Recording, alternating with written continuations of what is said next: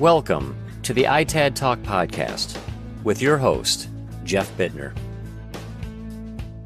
Welcome to ITAD Talk, and my guest this morning is Kelly Keogh, and she is the co-founder and managing director of Greeneye Partners. So I'd like to welcome you, Kelly.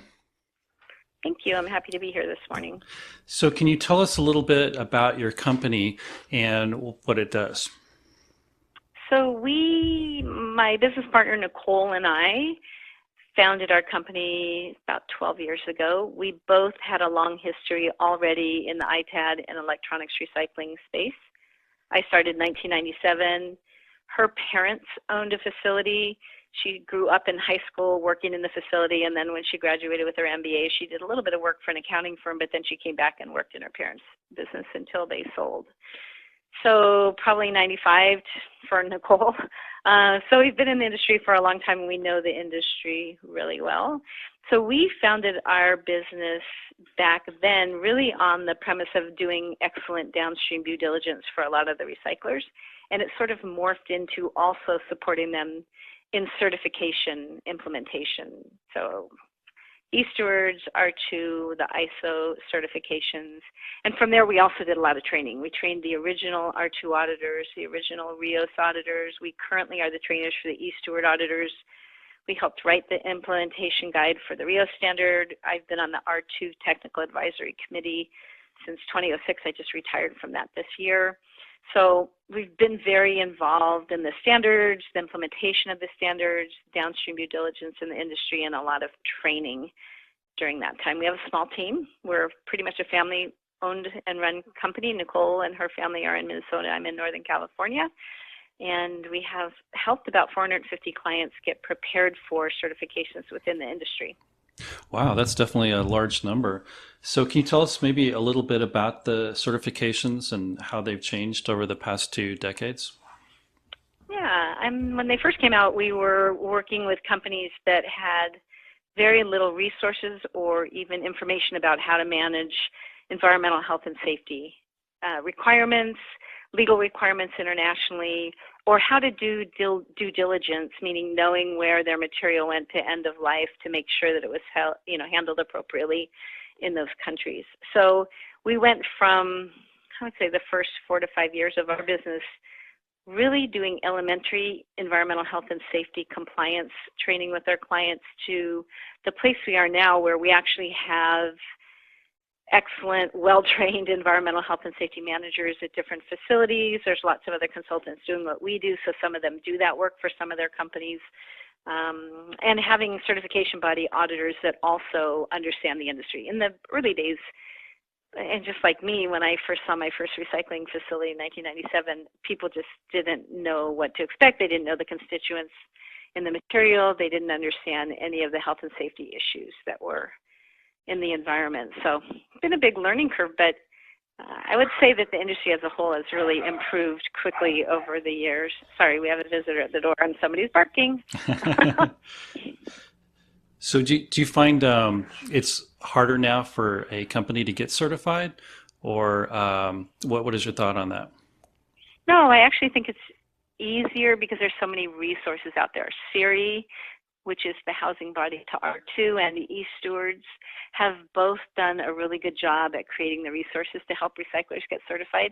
And the consultants out there are some new ones that are still kind of green in the field, but there's just so many more resources out there for everyone that there's sort of an exponential leap in information around certification that I think it's kind of easier than it used to be, really. And so why is R2 certification important to corporate clients? For many reasons. One, the impact of their direct client that they work with. So making sure that recycler understands all the regulatory requirements that pertain to them so that they're doing the right thing and their material doesn't end up at a facility that gets in trouble for doing the wrong thing, first of all. But the most important further than that in terms of name, branding, and liability is following that chain of recycling all the way down to what we call end of life. So say you tear apart a computer and all of the components of that computer are going to go somewhere. Some may go to reuse, where the computer might get tested and be working and in great shape, or it might get torn down and the circuit boards go to a smelter, or a battery goes to a furnace or a smelter. It's knowing that all of those materials, every single company that touches those and manages them, meet environmental health and safety, and at this point, some social accountability requirements in their country, but also just sort of a global, overwide requirements. But also for reuse in particular, we want to make sure that when units go to a certified facility, say I'm a bank or a hospital or even a school, I want to know that if I'm going to be giving my laptops to somebody to recycle or to refurbish, that they're going to not only make sure that they're in good working order when they're sold, but that they also have batteries that have a certain amount of battery life on them, that the data that I might have put onto that unit has been removed in an excellent and effective way, and that there's been quality control around any of that work that I've done. So I think it's not, I used to hear some consultants say back in the day, oh, it just gives them that warm feeling. It's like, no, not really. It's not just a warm feeling. We're really talking about brand management, social accountability, the circularity of the recycling industry, making sure things are handled appropriately. Well, and you brought up a good point too, because like the data is so important, because there have been some major lawsuits in regards to, there was one like $70 million or something, right? Yeah. Recently. Yeah. So, I mean, it's really important. I mean, if a corporation is going to save, I don't know, let's pick a number, $100,000, but they get a black eye because of some data that got out and it cost them $10 million in PR.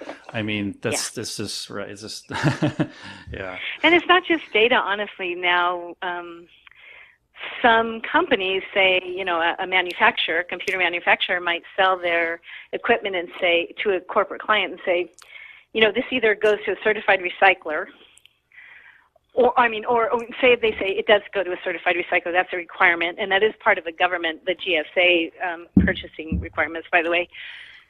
But then their keyboard ends up, somewhere in a third world country, and a little kid's banging away on it or tearing it down to burn. They have RFIDs in them, so they can track that now. So. Yeah, it's funny that you bring that up, because we were just at the ITAD summit, and I'm not sure if you were there or not. Maybe your company was there, but at any rate, one of the ITAD companies was talking about picking partners in foreign countries, and that they were tracking all the material from the point that it left the corporate client, and it was supposed to go to XYZ company at a certain address and ends up going somewhere different. And so they were able to intercept that material and pull it back, because obviously that partner had promised something and had changed the terms. So it just shows how important it is to really be on top of all of this. And transparency in that recycling chain. I mean, the R2 and the e-Stewards standards aren't going to guarantee you that that's not going to occur, but they're going to reduce your liability by about 80%.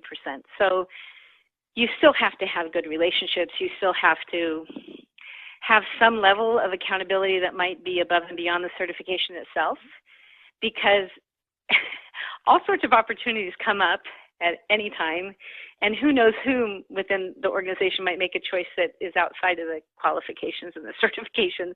That happens a lot. And so, what the controls are that are in place, what kind of documentation you're asking of them, all of that is on top of and works well with certification, especially with data. I would say in our industry lately, with a lot of our recyclers, data security, not just for what comes onto their site, but also how they manage contractual obligations and requirements around that within their own systems on site, has become paramount. And the cost for cyber liability insurance is just skyrocketing after the few data breaches we had last spring. So, I think that I've said for 5 years, it's our new CRT glasses, data management. Oh, and interesting. It certainly is a huge part of this.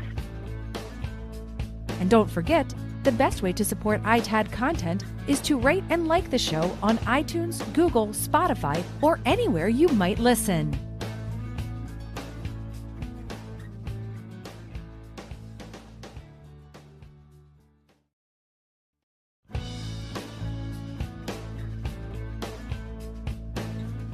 Welcome to ITAD Talk and part 2 in this series. Here's your host, Jeff Bitner. You know, you often mentioned like the batteries, and I know that that's kind of become an issue too for some of the recyclers. And now we've got the electric cars and the batteries. And you know, I was talking about how the risk that you have to treat the batteries properly so they don't catch on fire and everything. So have you seen some of that in some of the plants that you're doing the certifications on? Yeah, so I mean, I would say that the last 3 or 4 years, the industry as a whole has worked really hard, the EPA and the DOT, at least in the States, to try to get that information out to recyclers about handling them, safety precautions to put in place, how to package, label, and ship.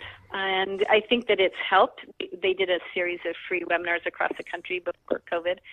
The EPA and the DOT had teamed up together on that. And then at all of the conferences, we've done a lot of industry, roundtables about how to manage that material. We do see fires, and we have continually seen fires, but I think people are getting better with managing them. Mm-hmm. They're also showing up in the landfills and in the what we call materials recovery facilities. So if your recycle truck comes and you throw it in your recycle bin, and then they bring it to the plant, the minute they open up the back of that truck, they're having fires. And if you talk to those people, Wow. They get 2 to 3 fires a week in their trucks or on their facilities. Yeah. So it's really big. There are some new big lithium recycling battery facilities in the U.S. that have opened in the last 2 years. So it's a huge market. There's a lot going on in it. I'm confident that the key important strategy around keeping those rare earth metals, available back into the economy is occurring. It's just the safety around transport, and our recyclers end up with that material. It's really hard to dismantle a full platform of a car battery. It's dangerous, and so the least amount of material handling that's involved with that, the better. Yeah, because it's definitely important and has to be handled correctly, and it's definitely a safety issue as well especially for the Yep. frontline workers. Yep, So absolutely. I was going to ask you about the transition to R2v3 and what is involved in it, and why is that an important point? So R2v3 was a culmination of 5 years of work with the Technical Advisory Committee to try to reduce some of the loopholes that we saw occurring with the older standard, to address data security issues a little bit more robustly, well, considerably more robustly. And we also try to simplify things by having appendices. So depending on what type of work you do at your facility, you would only certify to particular appendices. So if I were to look at you as a recycling partner, I could see from your certificate that you did data destruction and reuse or end-of-life management. So that was the intent. That was one of the intents with the new standard. And also just to really work on quality control. The way the certification system works within the electronics recycling and ITAD world, there is a standard for that, and then they're also required to have complementary environmental health and safety and quality standards as well, depending on which appendices they're certifying to. So we know that in the ISO world that there's a certain level of continuity that's to be expected, but R2 is a little bit different, and it's prescriptive for particular requirements. And so it's been tough working with the certification bodies, who are the people that do the auditing, to get their auditors to understand that R2 is a little bit different. So with R2v3, instead of trying to train those auditors that we've been training for years and still having them miss key issues in their audits, the intent was to make it more clear in the standard, so it wasn't kind of vague for them.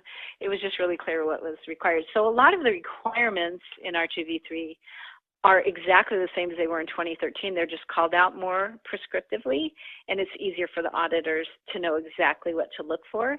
And then some of the requirements, like I said, around data security and downstream due diligence have been elaborated on more to meet the requirements for current materials and practices going on in the industry. Okay. And is there anything more that you wanted to add to that? Well, like one question might be, how many companies are actually certified to that standard currently? I know that we're working on it currently. 900. Yeah, I think over 900. I was just talking to somebody the other day about it, and I think there's over 900 worldwide. No, what I meant was the R2v3, because I know that there's only a handful of companies that because it just came out. Maybe 10 or 12. Part of the problem is that there's a little bit of a lag in that reporting because so our company started having audits to R2v3 in February, but the certification bodies weren't fully accredited to issue their certificates. Okay. So, for example, we had a company that got audited in February. They were probably the first one that got audited, but the certification body that they had worked with did not get accredited until recently, and they just got their certificate a couple weeks ago. So I think we'll see that list getting bigger daily as those certificates start getting issued. They may have already done their audits, done their movement over to the new standard. They just haven't gotten their certificate yet from there. So a question about that. We were kind of talking about that, some of us at the ITAD show. Do you have an idea of what percentage of companies will choose not to go forward with R2v3? I'm just curious. It's interesting.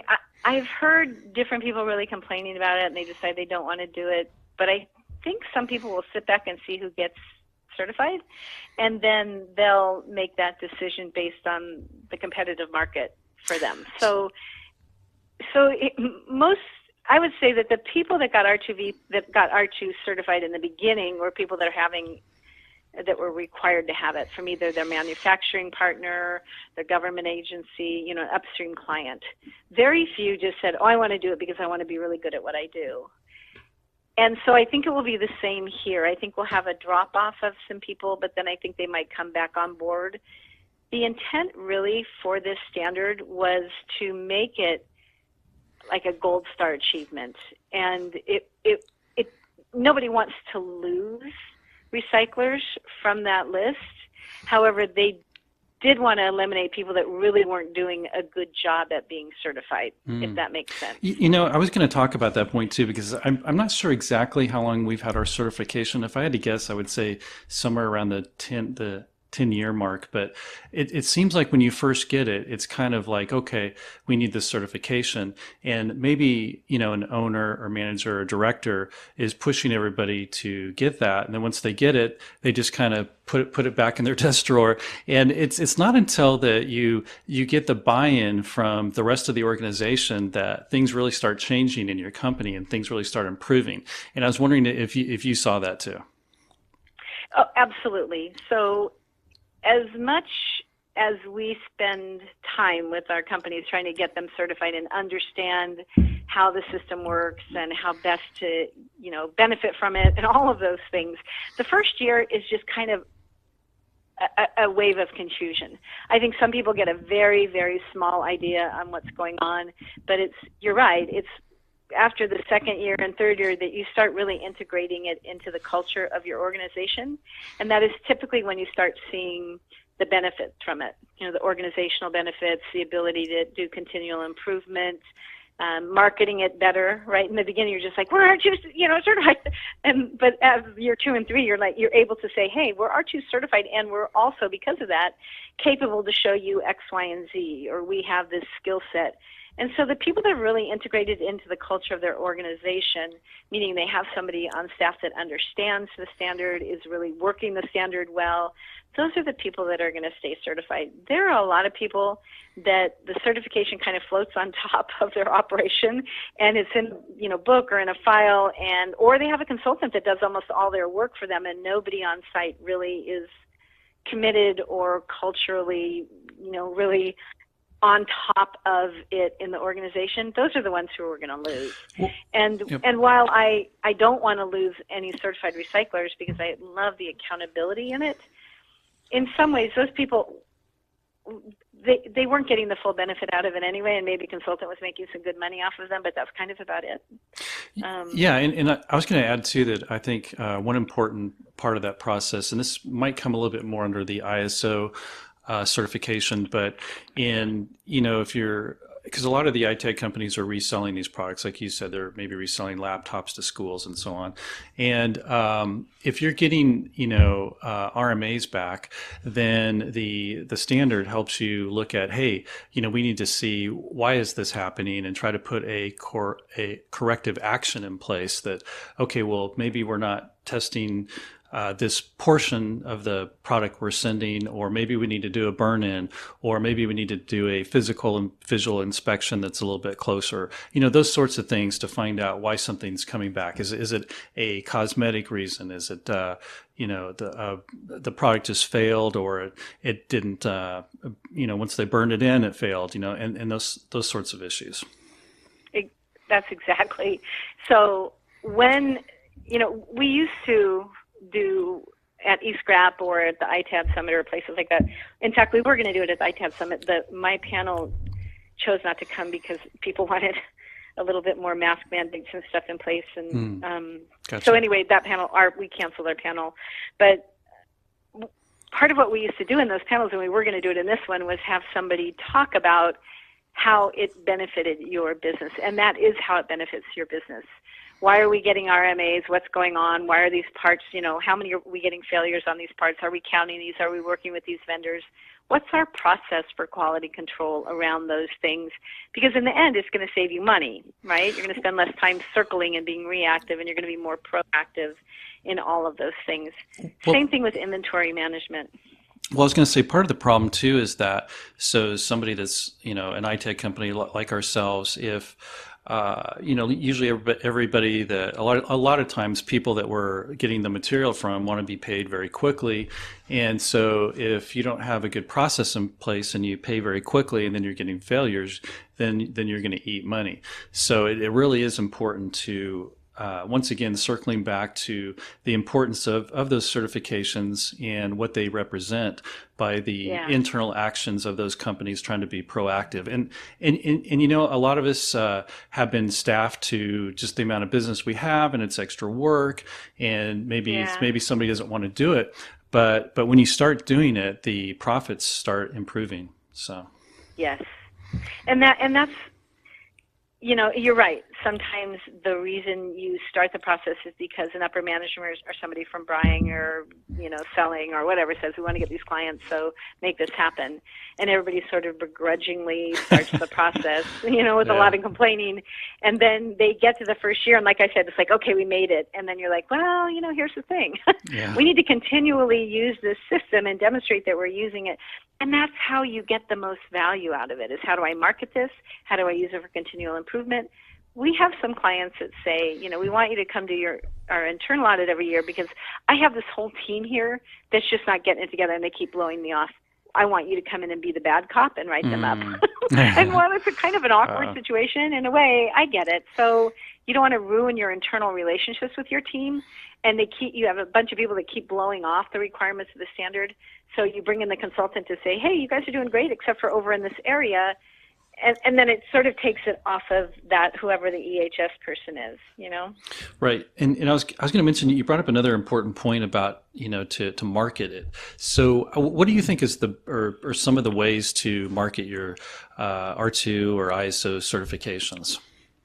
Well, certainly when you're doing RFPs, when you're advertising to anybody you're trying to get new business with, if they don't understand what the certifications are, you need to have a really good understanding yourself when you present to them. So sometimes, I think it was last year during COVID, I did 2 different webinars for companies with just a sales team about why it was really important to use an R2 certified recycler. What were the benefits? What were the cost issues for the recycler, why it was more expensive for them to do that, but what it allowed them to be able to demonstrate to the client in terms of transparency, security around data risk, but also environmental health and safety for workers as well, right? So not just data, but are you treating your employees correctly? Is it a clean facility? Are you sending to a facility that, 3 years down the road, somebody's going to say, oh, you were contaminating your workers' air for 3 years, and now these people have lead poisoning or mercury poisoning. What is the sustainability commitment for the corporate client in terms of all of the downstream movement of their material? So, and that's more and more being called for in sort of the circular economy. How do we sustainably manage all of our vendors upstream, right, whom we're buying from, but also where our trash goes, our recycling, our ITAD material. How do we make sure as a company that we're being responsible? And don't forget, the best way to support ITAD content is to rate and like the show on iTunes, Google, Spotify, or anywhere you might listen.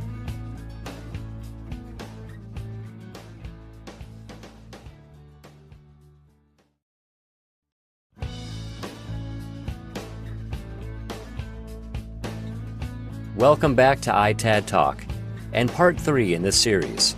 Now here is your host, Jeff Bitner.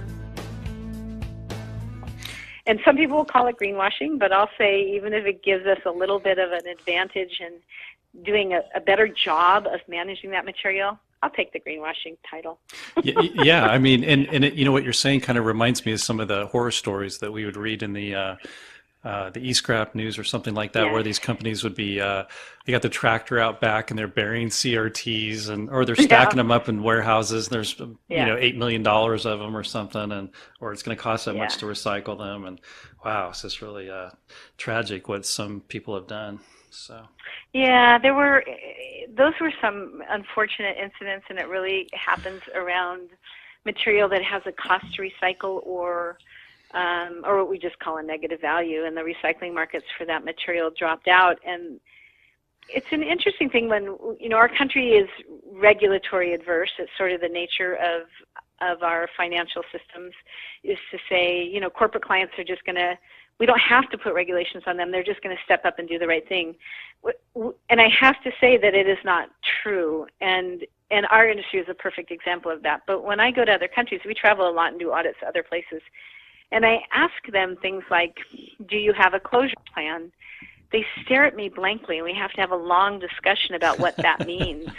Because it would never occur to them, either a corporation, private entity, whatever it is, to walk away from a situation like that. And if it were to occur, something really catastrophic were to happen, the government would step in. In the U.S., when something like that happens, when we walk away, it's in litigation for years. And a good example of that is the CRT glass cleanup. I mean, just recently, a couple big companies finished the contracts to clean up some of the CRT glass that has been sitting in buildings and sitting on properties for years. I know. Just think about what that long with litigation. Just think about what that cost the landlord to have all that tied up in that. Yeah. Oh my gosh. I mean, the poor landlord in Phoenix, Arizona, and his buildings have been full for years. So he's lost all that revenue. He's been arguing. He has attorneys. The Arizona DEQ has attorneys. All the recyclers have attorneys. They're finally settling, but in the end, it just hurts our economy on so many levels. Wow. So, yeah, and it's probably a couple times a year now somebody will call me and say, hey, we're using the smelter in Japan or we're using the smelter in Europe, and they're telling me they don't need a closure plan. Is that true? And I say it's true. It's not an occurrence there. So I think this experiment of, assuming that if you're making a lot of money as a corporation, you're going to take care of your community, it's just not true. And things change all the time. Corporations come and go, CEOs come and go, but messes still sit there. And anyway, it's an unfortunate thing. Hey, so you had mentioned that you had traveled outside the country for some of your audits and what have you. So what are a couple of your favorite places, and do you have any scary stories too? I really like Japan. The smelters there, we have a lot of smelters that we visit there. There's probably 6 that we visit. We typically go every other year, but we've not gone a couple years recently because of COVID.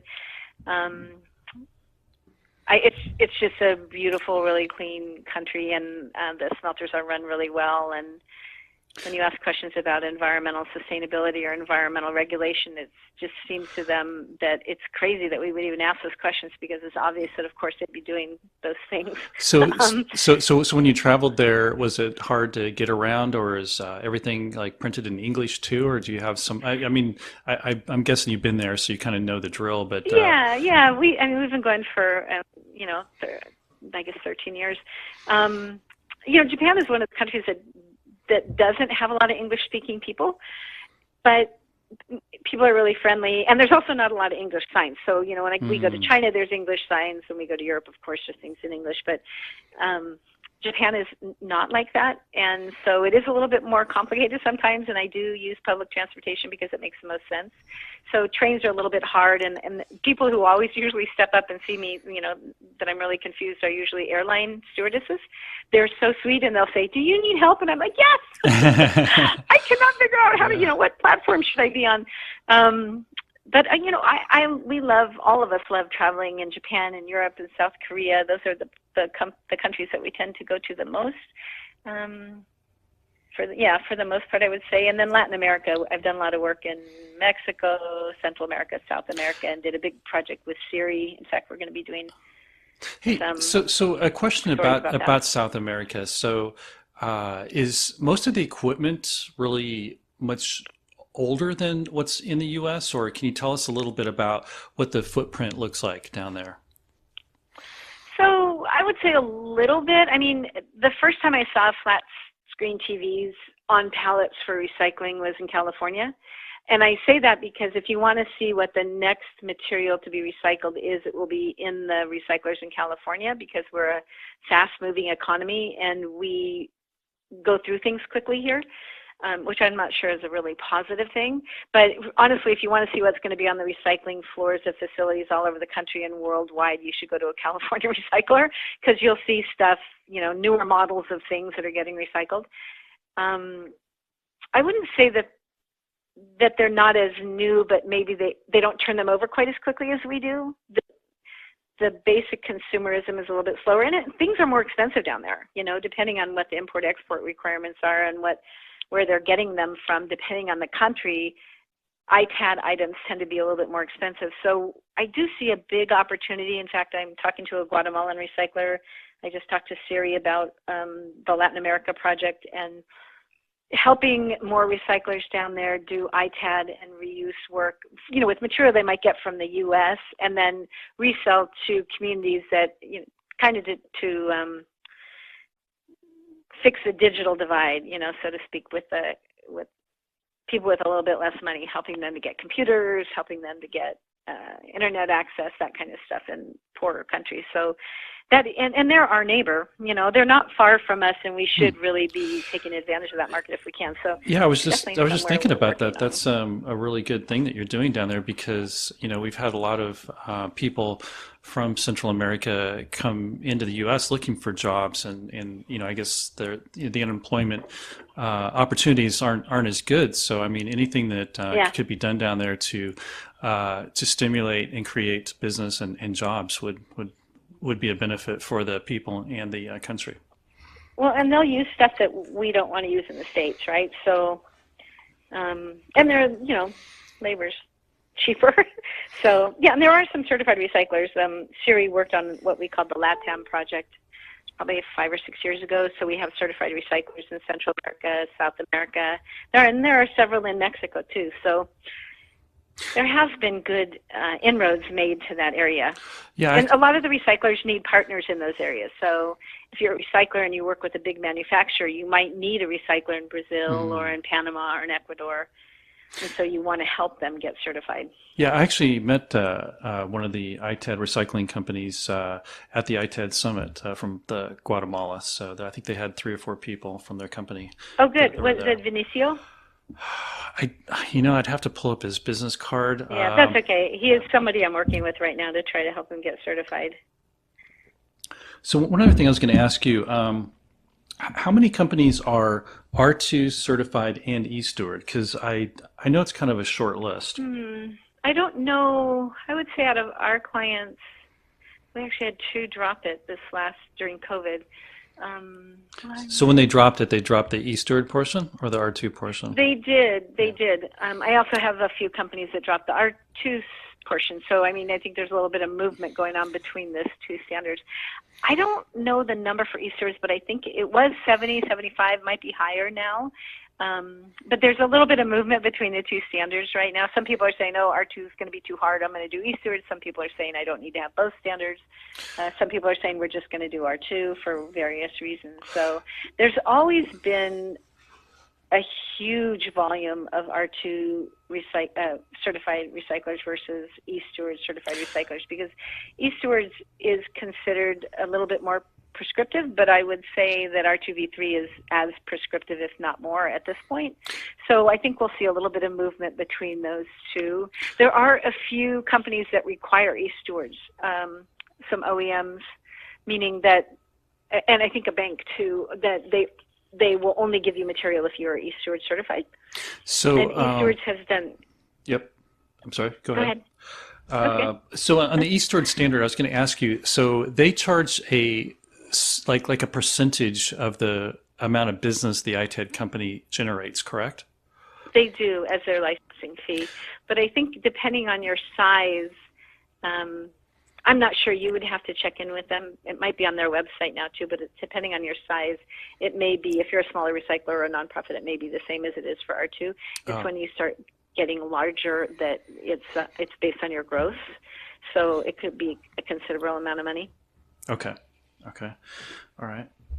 And so what else do you see that's coming? I guess right now it's just kind of the transition to the R2v3 is kind of where everybody's currently at, which that's one of the things that we are doing as well. It's a big change, I think, for everybody. You know, part of the big change is having an inventory control system, or what we call an ERP, or having something that is similar to that and being able to demonstrate tracking throughput throughout the facility, so that at any point I could walk into your facility and find a gaylord of something and pick it up and say, you know, where is this in your process? Tell me, is this data containing? Is it sanitized? Is it in inventory? So that accountability for your inventory and your processes is new, but it also allows you to be better at business. So as we're training people on getting prepared for this, and one of the things I say to them is, this is a better way to manage your business, because you know what's on site at any given time. You know, and as a business person, that's a good thing to know. It doesn't mean you need an expensive inventory management system. It just means you need to have some way to know what's on site, you know, what the status of all the things are that are on site. You know, when are you going to move them out? You know, what's your process with that? When did you get them in? So basic things that are typical, say, in a grocery industry or something like that, we're sort of pushing our industry to be better at that. And I guess the other thing would be data security, above and beyond even what the standard says, but your internal security around your systems. So there is an ISO standard called 27001 that sort of manages that. It's a pretty intense audit process, but it is really about your contracts, your personal information of your employees, all of the records and information that you have that run your business. How do you secure that? How do you secure that data? That's correct. Yeah. It's huge. So just to switch to a fun note, have you been able to take any time off work or go on any trips or anything? No, actually, I used to travel about 120,000 miles a year, and that stopped on middle of March 2 years ago. Wow. And I sort of don't mind it. I've been doing it for 25 years, and honestly, it's fine to not be traveling. I live in a nice area, and we have a little Sprinter van that we have been visiting people with, but we are going to Hawaii in a couple of weeks, which is pretty exciting. And then I'll go to the e-Scrap conference. That is if the governor of Hawaii doesn't shut it down. Yeah, because possible. I think, was it last month and this month they said they didn't want anybody to come? Yep. Yeah, okay. He asked people to wait till the end of October. End of October. But I had already gone into my non-refundable month prior to my, so I'm kind of where I am, and that's okay. And then I hope that we can get to Japan next spring. I have a sense that we may not, but I would like to get to Japan and South Korea and do those audits. And then, I usually go to the UK, Belfast, and then we have clients in the UK, and then one in Ireland. I try to do that in January, but I don't think we're going to be doing that. And it's okay to do remote audits. It's been an interesting change for the industry to realize that we can do, maybe 70, 80% effective remote audits without traveling. Saves the client some money, saves us the travel grief, but it's not as good as being on site. It's not the same, that's for sure. Right. Okay. Well, is there anything else that you wanted to say before we wrap up? Nope. I'm good. Thanks. Okay. Thanks for the time, and hope it was helpful. Yeah, and I really appreciate your time also. I know you're really busy with your audits and certifications and everything. So once again, thank you very much for being on ITAD Talk. And Kelly, will be speaking to you in the future. Sounds good. Take care. Have a great day. Okay, and you too. And don't forget, the best way to support ITAD content is to rate and like the show on iTunes, Google, Spotify, or anywhere you might listen.